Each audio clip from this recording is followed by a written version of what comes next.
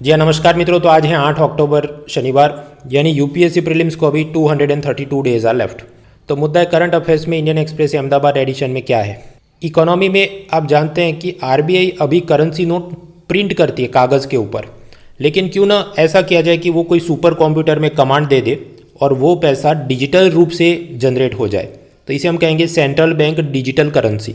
ऐसा हम करेंगे, ऐसा बजट 2022 में बोला था। उसके बाद आरबीआई अलग अलग परीक्षण कर रही है। इसके क्या फ़ायदे नुकसान वो सब हम डिटेल में पढ़ चुके हैं विन 22 सीरीज़ के अंदर। फ्री लेक्चर्स में अनअकैडमी स्पेशल क्लास में जाके देखो। अब अभी मैं इसको वापस रिपीट नहीं करूँगा फॉर अ सिंपल रीज़न। ये वाली चीज़ में अभी वो एक्सपेरिमेंट कर रहा है कि अच्छा हम टोकन बेस रखते हैं या फिर अकाउंट बेस रखते हैं, होलसेल रखते हैं या रिटेल पे जनरेट करते हैं, क्योंकि वो सब उसका इंटरनल वो पायलट प्रोजेक्ट्स कर रहा है। अपनी एग्ज़ाम कल सुबह नहीं है, अपनी एग्ज़ाम मई महीने में है और उससे पहले 31 जनवरी 2023 को आएगा इकोनॉमिक सर्वे। उसके अंदर एक चैप्टर होता है मॉनेटरी डेवलपमेंट्स। तो वहाँ उसने ये सब उसका वापस समरी दिया ही होगा कि इसमें ये है और इसमें ये पॉजिटिव नेगेटिव हो सकता है। तो हम उस वक्त जो फाइनल चीज़ है वो पढ़ लेंगे, क्योंकि अभी भी पढ़ेंगे तो भी तब वापस तो पढ़ना ही होगा कि लेटेस्ट अब इकोनॉमिक सर्वे तक पहुँचा तो क्या डेवलपमेंट है। तो इस तरह से मतलब प्लानिंग होना चाहिए अपना कि हर चीज़ अब होगा कि ये 1-2 दिन तक the Hindu, Indian Express, explain series, YouTube, हर जगह केकोफोनी काऊं काऊं काऊं काऊं सब चलते ही रहेगा। तो कोई टॉपिक अपने आप ज़्यादा इंपॉर्टेंट नहीं बन जाता क्योंकि उस पर ज़्यादा न्यूज़ जनरेट हो रही है। एक टॉपिक से क्या सवाल आ सकता है? एक सवाल आ सकता है, 25 सवाल नहीं आ सकते। एनीवेज, तो आगे बढ़ते हैं। बाकी सब पॉलिटी के समाचार में याद करो, कुछ दिन पहले हमने देखा था कि 1950 के कॉन्स्टिट्यूशन शेड्यूल कास्ट ऑर्डर के हिसाब से हिंदुइज़्म, सिखिज़्म और बुद्धिज़्म, इसी के अंदर शेड्यूल कास्ट रिजर्वेशन मिल सकता है, अनुसूचित जाति आरक्षण। उसके अलावा अगर कोई व्यक्ति इस्लाम में, क्रिश्चियनिटी में, ईसाई धर्म में धर्म परिवर्तन करता है तो फिर उसको वो रिजर्वेशन नहीं मिलता है। तो क्या उनको वो रिजर्वेशन दिया जाए, इसकी क्या नीति होनी चाहिए? इस पर सोशल जस्टिस मिनिस्ट्री, सामाजिक न्याय मंत्रालय, उसने एक समिति बनाई है using former chief justice of India K G. Balakrishnan. उसके अलावा कुल मिलाकर और 3 सदस्य भी हैं और 2 साल में उनको रिपोर्ट सबमिट करना है। इसके अलावा भी एक ऐसी पैरेलल कमीशन चला है, जस्टिस जी रोहिणी कमीशन। वो क्या है? ओबीसी सब कैटेगराइजेशन, जैसे वो बिहार सरकार ने किया दलित और उसके अंदर महादलित, ऐसा ओबीसी के अंदर भी कुछ हिस्से कर दिया जाए, ऐसा एक और कमीशन है, जस्टिस जी रोहिणी कमीशन। हाँ, तो एक मुद्दा चल रहा है। फिर पॉलिटी में हमारे present chief justice of India you Lalit, उनका कार्यकाल नवंबर में समाप्त होगा। तो लॉ मिनिस्ट्री, कानून मंत्रालय ने उनको कहा कि आप जल्दी से आपके नेक्स्ट सक्सेसर का नाम दे दो, और वो मोस्ट लाइकली जस्टिस चंद्रचूड़ होंगे और उनकी वो जो भी एज के हिसाब से वो 2 साल तक सुप्रीम कोर्ट के चीफ जस्टिस रह सकेंगे। फिर हम आगे बढ़ते हैं तो पेज 2, 3, 4 में कुछ काम का नहीं। पेज 4 पर एक छोटा सा समाचार है कि भारत का सबसे पहला ऐसा गांव जहां पर round the clock 24/7 solar electricity से काम होता हो, तो वो गुजरात के मेहसाणा डिस्ट्रिक्ट के मोटेरा में होगा। ये मोढेरा में होगा। मोढेरा क्या है? वहाँ सूर्य मंदिर के लिए भी वो फेमस है। अब दिन में तो बराबर है, सूर्य प्रकाश आएगा और उससे पूरे गांव की बिजली की ज़रूरत पूरी हो, रात में नहीं होगा तो क्या? उसके लिए उन्होंने करीब 12 हेक्टेयर ज़मीन के अंदर battery energy storage system BESS install की है। तो पूरा दिन ये और पूरी रात ये सोलर एनर्जी से ही पूरा गांव चलेगा। इससे पहले भी लास्ट वाली प्रीलिम में, ये 2022 की प्रीलिम में मुझे लगता है ऐसा एक आध प्रश्न आया कि ये फर्स्ट वाला ऐसा सोलर प्लांट, फर्स्ट वाला ऐसा विंड प्लांट, ऐसा पूछा। तो फर्स्ट वाला ऐसा विलेज जो 24/7 सोलर पावर से चलता है कौन सा है? मोढेरा, गुजरात के अंदर। फिर पेज 5 पे सब एडवर्टाइजमेंट। पेज 6 में वापस रिजर्वेशन के समाचार। कर्नाटक राज्य में अभी आरक्षण दिया जाता है OBC 32%, शेड्यूल कास्ट 15%, 15% और शेड्यूल ट्राइब्स 3%। तो उसमें SC रिजर्वेशन बढ़ा के 17 कर दो, ST रिजर्वेशन 3 से बढ़ाकर 7% कर दो, क्योंकि वहाँ जस्टिस नागा मोहन दास कमेटी ने ऐसा सजेशन दिया था और चीफ मिनिस्टर ने कहा ऐसा करेंगे। हालांकि इसमें दिक्कत आ सकती है, क्योंकि अगर ये नया रिजर्वेशन सिस्टम आने कि OBC 32, SC 1717, ST 7%, तो टोटल रिजर्वेशन हो जाएगा 55%, जबकि सुप्रीम कोर्ट कहता है कि 50% से ज़्यादा नहीं होना चाहिए। तो स्वाभाविक है इसके खिलाफ हाई कोर्ट, सुप्रीम कोर्ट में याचिका जा सकती। तो इससे कैसे बचा जाए, कैसे इम्यूनिटी हासिल करें? तो कॉन्स्टिट्यूशन के अंदर 9th शेड्यूल, 9वीं सूची में अगर कोई कानून को रख दिया जाता है तो फिर उसमें जुडिशियल स्क्रूटिनी नहीं हो सकती, न्यायिक परीक्षण न्यायिक जांच उसकी नहीं हो सकती, ऐसा ये सरकार सोच रही है। अब उसके बाद आगे हो सकता है सुप्रीम कोर्ट के नहीं बेसिक स्ट्रक्चर और हमारे ये डायरेक्टिव के खिलाफ जाएगा वगैरह, तो वो लंबी चौड़ी एक्सप्लेन सीरीज आएगी, तब हम वापस इसको रिविजिट कर लेंगे। ऐसा एक और पॉलिटी का समाचार रिजर्वेशन के बारे में। मित्रों, कुछ दिन पहले हमने पढ़ा था कि महाराष्ट्र में लोकल बॉडीज चुनाव के अंदर ओबीसी को रिजर्वेशन होना चाहिए कि नहीं, उस पर सुप्रीम कोर्ट ने ट्रिपल टेस्ट की 3 टेस्ट का पालन होना चाहिए कि पहले, अब मुझे तो 3 टेस्ट अभी याद नहीं आ रहे हैं, ऊपर से मैं हवा में तुक्का मारूँ तो 3 टेस्ट कुछ ऐसा था कि पहले कुछ एक स्टेट लेवल का कमीशन भी था कि वाकई में वहाँ पर वो सब ओबीसी बैकवर्डनेस है कि नहीं, और फिर उस हिसाब से कुछ 2-3 और रिपोर्ट जाएं और फिर वो अप्रूव करे और कुछ हो, ऐसा था। वो पुराने आप नोट्स वगैरह देख लेना। हाँ, तो उस हिसाब से बिहार में भी हाईकोर्ट ने कहा कि अभी लोकल बॉडीज़ में ओबीसी और EBC, economically backward class I think, उनको रिजर्वेशन कोटा वो सब करने के लिए अप्रूव नहीं कर सकते जब तक वो ट्रिपल टेस्ट पास नहीं करता। तो इसके खिलाफ बिहार राज्य सरकार सुप्रीम कोर्ट में गई है कि महाराष्ट्र का मामला अलग था, हमारा मामला अलग है, हमको ये रिजर्वेशन देने दो, ये ट्रिपल टेस्ट कराने की हमारी कोई ज़रूरत नहीं है। तो यहाँ पर भी एग्जीक्यूटिव वर्सेस जुडिशरी, कर्नाटक राज्य सरकार चाहेगी रिजर्वेशन बढ़ाना है, बिहार राज्य सरकार चाहती है कि बिना ट्रिपल टेस्ट के हमको भी रिजर्वेशन देना है लोकल बॉडीज़ ये पंचायती राज चुनाव में। तो जुडिशरी और एग्जीक्यूटिव के बीच ये तनाव चल रहा है। तो ये सब क्या हुआ है, examples to be quoted for mains paper 2, वहाँ पर एक मुद्दा है सेपरेशन ऑफ पावर्स, तो ये सब चीज़ें उसमें हैं। पेज 7 में कुछ खास काम का नहीं। पेज 8 से कॉलम चल रहे हैं। एक कॉलम है नित्या चौटानी, उन्होंने लिखा है कि ये फीजल काउंसिल बनाने की, जब फीजल काउंसिल वो पहले शायद 15 फाइनेंस कमीशन वगैरह भी बोल के गए, कुल मिलाकर ऐसी चीज़ हो कि FRBM act, fiscal responsibility and budget management act, जो ये कहता है कि फीजल डेफिसिट अपने देश के GDP के 3% से ज़्यादा नहीं होनी चाहिए, लेकिन फिर भी सरकार गोल पोस्ट चेंज करती है कि नहीं अभी नहीं, बाद में करेंगे, अभी नहीं 2025 में करेंगे। तो एक अलग ऐसी संस्था बने फीजल काउंसिल कि जो इन चीज़ों को कंट्रोल करे, रेगुलेट करे, सरकार को अकाउंटेबल बनाए।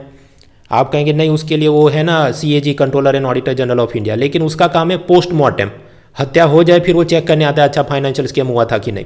ये वाली चीज़ proactively round the year vigilance रखे। आप कहें नहीं फाइनेंस कमीशन है ना, पर वो तो 5 साल का रिपोर्ट देकर ऑफिस बंद कर देता है। आप कहें नीति आयोग है ना, लेकिन नीति आयोग के पास वो स्टैट्यूटरी अथॉरिटी नहीं है कि वो किसी को अकाउंटेबल रख सके।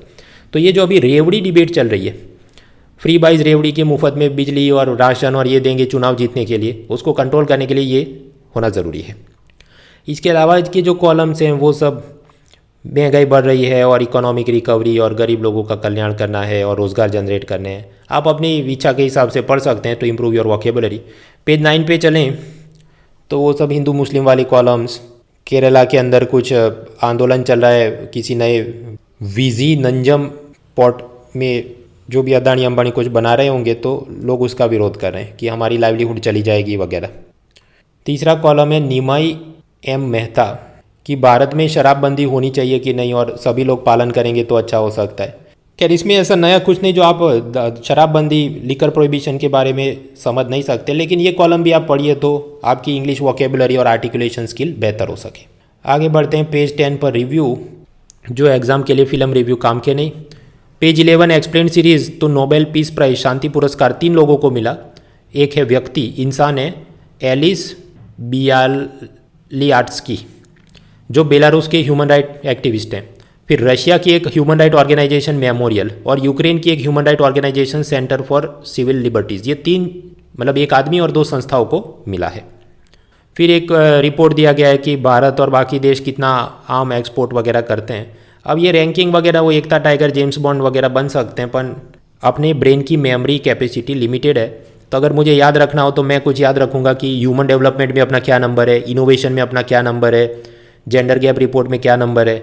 अब इसके ऊपर ये कि आम एक्सपोर्टिंग कंट्री में इंडिया का रैंक एशिया में चौथा है, इंपोर्टर में रैंक पहला है, रशिया हमारा सबसे बड़ा सप्लायर है। कर सकते हैं, पर ये सब डेटा याद रख के आप लिखोगे किधर? आप कहेंगे नहीं लिखेंगे ना, वो आत्मनिर्भर और डिफेंस और ये वो, पन हाँ तो और भी बहुत सारी चीज़ें याद रखनी है ना आपको, कौन सी संस्था का हेडक्वार्टर कहाँ पर है वगैरह। So if you can remember then remember, otherwise कि ये बहुत बेस्ट चीज़ है और इसको मैं लेके अब भी इसमें, तो that would not be my priority. Gambia में हमने दवाई भेजी थी और लोग मर गए, वो सारी चीज़ वो कल हमने देख ली थी। आगे चलते हैं पेज 12 विश्व समाचार। अमेरिका में गंजेड़ी लोगों के लिए खुशी के समाचार की प्रेसिडेंट बिडेन ने ये किया कि मैं तुम सबको माफ़ करता हूँ। वैसे वहाँ पर ये मारिजुआना गांजा वगैरह कोई एक आदमी खुद फूंकने के लिए अगर खरीदे पर्सनल पोजीशन तो उसको वैसे जेल तो होती नहीं, लेकिन वो कोर्ट रिकॉर्ड में सब आ जाता है, पुलिस रिकॉर्ड में नाम आ जाता है, तो उसको फिर जब नौकरी ढूंढ रहा हो तो दिक्कत आती है। तो प्रेसिडेंट ने ये जो कहा कि तुमको मारिजुआना पार्डन मिलता है, उसका मतलब क्या कि वो तुम्हारा पुलिस रिकॉर्ड वगैरह में अब माफ़ी है, तो तुम्हें नौकरी के लिए अप्लाई करोगे तो सब जगह परेशानी ना हो। उसके खिलाफ इंडिया में हम जानते हैं वो narcotic drugs and psychotropic substance act NDPS act, वो शाहरुख खान का बेटा अरेस्ट हुआ था, आर्यन खान, फिर कितने ग्राम आपके पास पोजीशन है उस हिसाब से जेल होगी बेल होगी वगैरह चलता है। तो ये सब उसके साथ कनेक्टेड चीज़ें। खैर मतलब एथिक्स के अंदर या लॉन्ग बहुत बड़ी चीज़ के अंदर की regulation of this narcotic drugs, rehabilitation करना है या फिर पनिश करना है। प्रेसिडेंट बिडेन ने एक और अनाउंसमेंट किया है कि ये जो माइक्रो प्रोसेसर चिप ये सब बनाने के जो मशीनरी होती है, जो उसकी टेक्नोलॉजी होती है, वो अमेरिका की कंपनियां चाइना को एक्सपोर्ट या सेल नहीं कर पाएंगी बिना लाइसेंस लिए। इसकी मदद से ये अमेरिका चाहता है कि चाइना सुपर पावर नहीं बन जाए ये चिप टेक्नोलॉजी का, दैट इज़ द आइडिया। फिर ये रशिया पाकिस्तान श्रीलंका के इधर उधर के चल रहे हैं, बहुत काम का नहीं। एथिक्स अब उसमें भी सीधा तो काम का नहीं, लेकिन जानते हैं थोड़ा सोचने के लिए।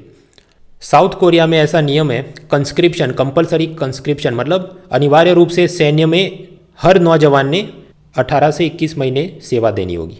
लेकिन कुछ लोगों को एग्जेम्पशन दिया जाता है, रियायत, कि अगर आप कुछ क्लासिकल म्यूजिशियन हैं, आप कोई स्पोर्ट्स पर्सन है, या आपने कुछ ऐसा बड़ा जोरदार साइंटिस्ट या कुछ ऐसा अवार्ड आप कर रहे हैं कि जिससे आपको कुछ देश की प्रतिभा बढ़ रही है, तो फिर आपको कंपलसरीली मिलिट्री में ये 18 से 21 महीने नौकरी नहीं करनी पड़े।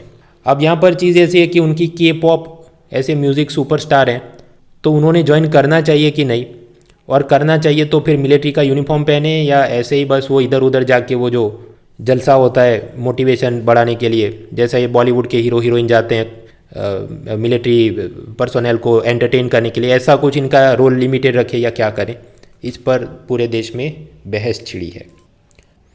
हाँ, तो मतलब बहुत बड़े स्केल पे अगर कुछ सोचना हो तो वैसी चीज़ है कि क्या हमने भी कंपलसरी मिलिट्री सर्विस रखनी चाहिए, और अगर रखनी चाहिए तो उसमें क्या कंपलसरी सबको रखना चाहिए या ऐसे सब फिल्म स्टार और क्रिकेटर्स को एग्जेम्पशन देना चाहिए, या उनको रखते हैं तो क्या फ़ायदा हो, जैसे वो धोनी और सचिन को कुछ ऑनररी सब कर्नल वगैरह बनाया गया या टेरिटोरियल आर्मी में ज्वाइन किया गया, तो उसको देख के बाकी सब लोग भी थोड़ा मोटिवेट हो जाए कि हमको भी मिलिट्री में जाना है वगैरह वगैरह।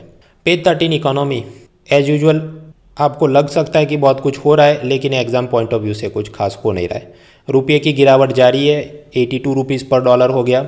IDBI बैंक, उसमें सरकार और LIC के पास जो बचे कुचे शेयर हैं वो सब प्राइवेट पार्टीज़ को बेच के उसको प्राइवेटाइज कर दो, ऐसी बात अब ये तो 25 बार पहले भी देख चुके हैं।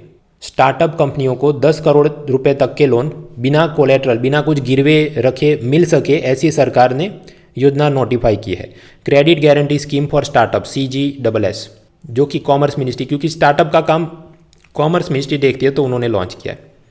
हालांकि कुछ मज़ेदार मुझे लगा नहीं, क्योंकि इसमें कुछ फैंसी नाम होना चाहिए, PM स्वनिधि 10,000 का लोन स्ट्रीट वेंडर्स को देंगे, ऐसा है नहीं तो ठीक है, मतलब MCQ पॉइंट ऑफ व्यू से। दूसरी अच्छी एक स्कीम है स्टैंड अप इंडिया स्कीम, उसमें भी कुछ ऐसा ही था। खैर आगे चलते हैं, पेज 14, 15, 16 समाचार हैं सब स्पोर्ट्स के इधर उधर के, कुछ खास मज़ा नहीं। हरभजन सिंह ने यह कहा कि पंजाब क्रिकेट एसोसिएशन के अंदर करप्शन है वगैरह, लेकिन स्पोर्ट्स एथिक्स में ऑलरेडी हमारे पास काफ़ी सारा माल है। तो ये था आज का न्यूज़पेपर, तैयार हो जाइए कल सुबह रविवार अनअकैडमी कॉम्बैट। 50 क्वेश्चन होते हैं 60 मिनट में, आप उसको सॉल्व करें, अच्छा नंबर लाते हैं, आपको सब स्कॉलरशिप मिलती है अनअकैडमी के, प्लस प्रोग्राम की एक्सेस और दूसरी और भी चीज़ें। So take benefit of that. और उसके अलावा सोमवार को रात 8 बजे Mrunal's Monday current affairs test series, ये जो सब हमने पढ़ा था खासकर नोबेल वगैरह, वो सब के जो MCQ बनते हैं वो करेंगे। So see you accordingly, let's crack it.